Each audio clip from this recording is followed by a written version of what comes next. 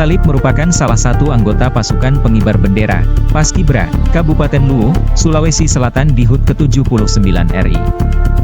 Danton Regube, pasukan 45 ini bertugas dalam upacara detik-detik proklamasi kemerdekaan RI di lapangan Andi Jemma, Kota Belopa.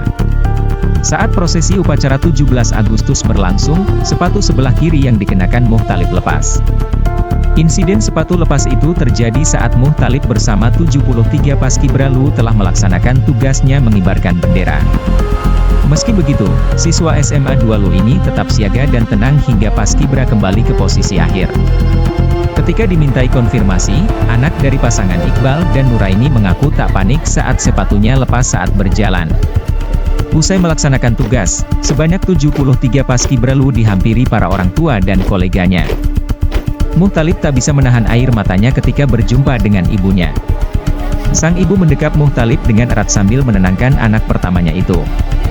Paskibra Luwu menjalankan tugasnya dengan baik di hadapan PJ Bupati Luwu, Muhsalem bersama unsur Forkopimda. Keberhasilan Paskibra Luwu diiringi tepuk tangan ratusan penonton.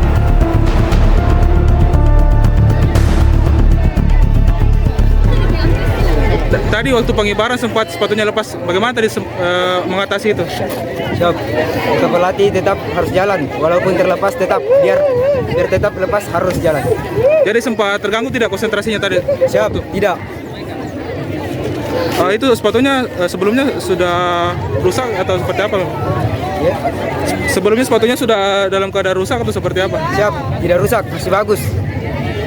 Oke. Download Tribun X sekarang, menghadirkan lokal menjadi Indonesia.